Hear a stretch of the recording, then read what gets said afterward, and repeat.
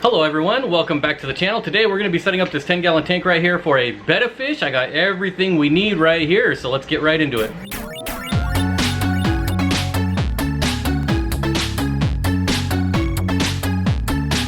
Alright, so we got this nice package of wood, comes pre-packaged from Aquarium Co-op. I got my root tabs. This is the Shrimp King 10-gallon. Obviously we're not doing shrimp, we're going to do bettas. Maybe we'll throw some shrimp in there at a later date. Got the fertilizer I need here. And then we also got a pack of stone here, also from Aquarium Co-op. So we got the tank out, all set up, ready to go. We're going to use Eco Complete for the substrate. Now it says no rinsing, packed in water conditioning solution for immediate results. We're going to put that to the test. Let's get it in here and see what it looks like. So I'm going to use this whole bag in this 10 gallons. We'll see exactly how much a bag of Eco Complete looks in a 10-gallon tank.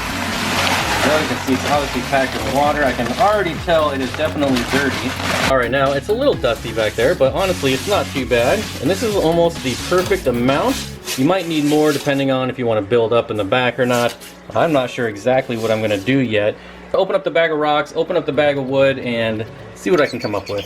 Now this is definitely a lot of wood here. Oop, let's not drop any now. We got fat pieces, skinny pieces, straight pieces, curved pieces. This is pretty awesome. But now that it's out of the bag, it definitely looks like a lot more than I had originally thought, which is better. It's pretty cool. Got all kinds of different pieces in here.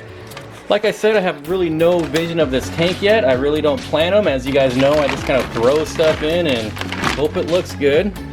Now the rocks, we can tell, are definitely dusty, so we'll have to rinse those. So just like the wood, we have a really nice variety of sizes and shapes and pieces. Although I think I kind of want one big rock in the middle and maybe some scattered rocks throughout.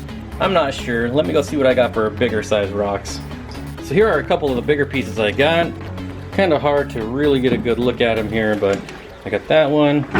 And I got this guy here, which is kind of cool. You can see, again, extremely dusty, so give these all a nice rinse. Actually, I think I could get away with using both of them. There seems to be quite a bit of room in here, much more than I had anticipated. I don't know if I like that, but you know, I'm just gonna play with this for a little while and see what I come up with. Actually, it probably makes sense to get the filter in there. There's no point in doing all of this aquascaping and then not making room for the filter. Actually, I don't even know if I want to use this filter, but we'll see how much room it takes up. It's actually not too bad. So this filter is kind of neat. It comes with the 40-degree elbow or the straight connect here, a little filter scrubber cleaner, some extra pieces of foam here. So yeah, not bad. It's kind of cool. But I'm gonna go with the straight connector so I can stick this spray bar right on the back. So it's got 6 suction cups on the back, and then this piece I found out moves. So it gives you a little bit more configuration options, which is nice. But like I said, we're just gonna put it back here in the corner. Looks like I'll have plenty of room. Don't have to be too worried about it. Just gonna set it in here temporarily for now, just so I can get an idea of how much room that's gonna take up. Now I wanna see what I can do here.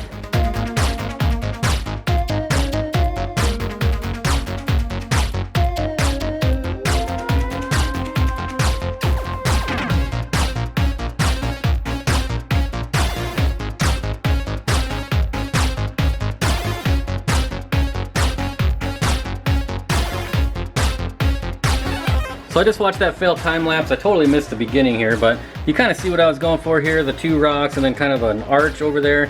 I'm not sure what plants I'm going to put on the arch yet, or actually any plants that I'm going to use yet. But I hope to put some plants along through there. I'm not going to keep anything in the middle there. Keep it open and then put something across the top here. Obviously that's going to be out of the water, so I'm going to have to pick my plants carefully. And then some sort of cover plant down here, I'm not sure. But I think I'm ready to get the light on here, this guy, and then fill it up at least halfway with water and see what we're looking at. So this is the first time with this tank, first time with this light. Hopefully it'll work out. I've seen a lot of different variations of this tank online, so pretty sure we got some good quality stuff here. Although I really know nothing about the light. So here's the light, just a little square. It's actually a lot smaller than I thought, 12 LEDs in there. We got the arms here, and I'm looking for the bracket. Did I throw that somewhere? Oh, maybe that's what this is. Yep, there's the bracket here.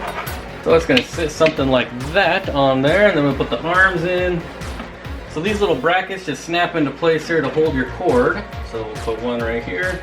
So this obviously slides up and down. Once you get the height figured out, you just screw in these little nuts right here, and it'll clamp it down, keep it at the right level. Get your little converter box. We're gonna plug this in over here.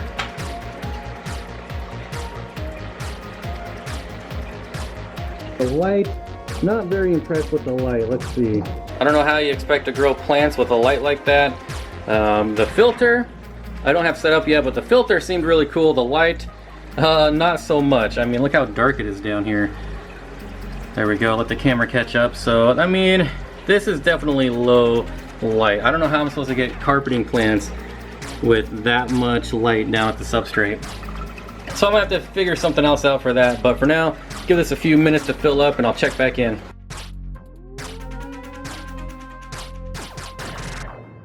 Alright, so I kind of forgot about you guys there for a little bit, but I did order some air plants a while back, and so that's what we have here.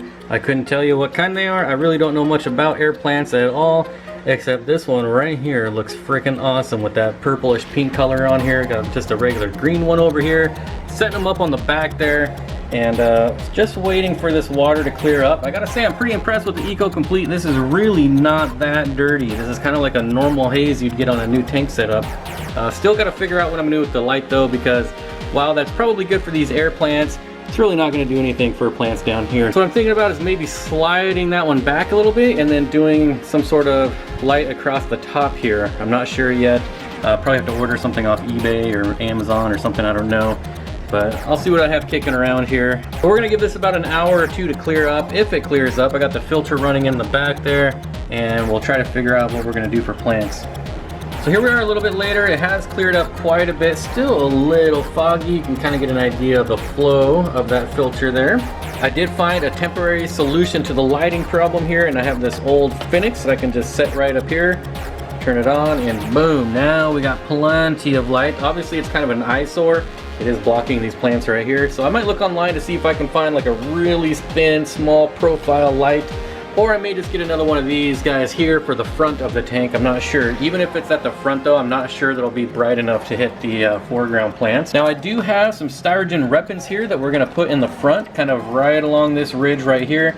These have been in here for a very long time, probably 2 months. So I don't know if they're actually alive. They're kind of turning a little brown, but still green, should be good. Yeah, these have definitely seen better days, but I think I'll be able to salvage a lot of this. So unfortunately, a lot of this is mush, you can't really see. I don't know how these are gonna rebound. I hope they do. Unfortunately, I just waited a really long time before getting these into a tank. So you can see they don't look good.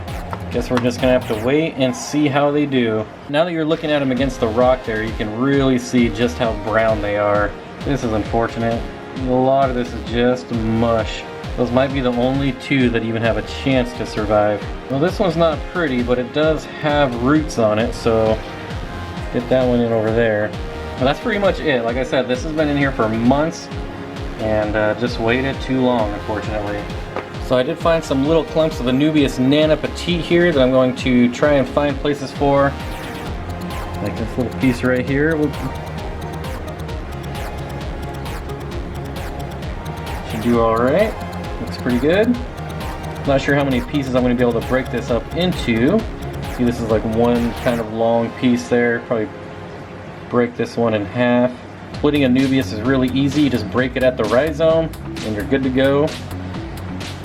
Maybe put some back in this crack here. Now we got a bigger piece that we can kind of put in here to cover up this piece of wood. Now you could super glue these in if you wanted to, but I don't like to use super glue. It's kind of a pain, and if you get too much on the rhizome, you end up killing it. So you gotta be careful, you gotta be skilled, and I am neither of those, so just shove them in the cracks is how I like to do it. So I've added some dwarf hairgrass in the front. I'm hoping to fill this whole square in right here, hopefully. Alright, so I found a Crypspiralis I'm going to put in the back, some more Anubias Nana Petite. I'm going to get this in the back now. We'll go back around the back here if we can get to it. Come up towards the back there. That's exactly what I wanted. Not going to be able to see it for a while, but should do okay back there. Low light plant. Now we'll start filling in the other rock here. Just kind of find random holes to put the Anubias in. Okay, we got one there. And all kinds of little pieces here. Here's a nice big one. You can put this one in this big crack here. We might have to do some super glue on that one, but we'll give it a minute, see if it holds. This one should go down in here nicely. Yep. That's not going anywhere. Where are we missing? Maybe towards the top on that one. Or even like up here. Yeah, let's go up here.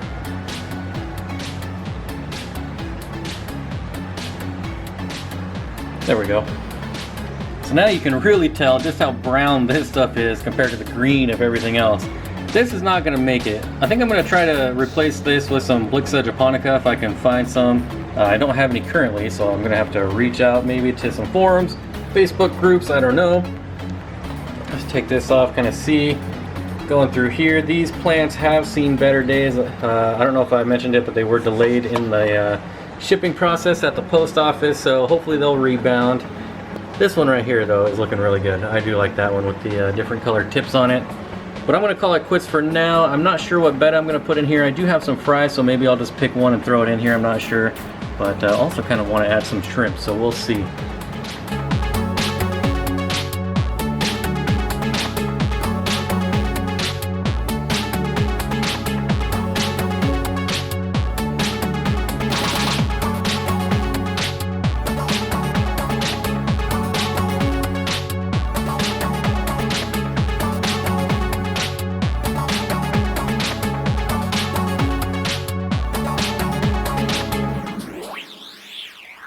Alright everyone, that's going to do it for this video. I hope you enjoyed it. I did put the fertilizer in there. You see it here. It was just one of those mistakes. I thought I hit record, but I didn't.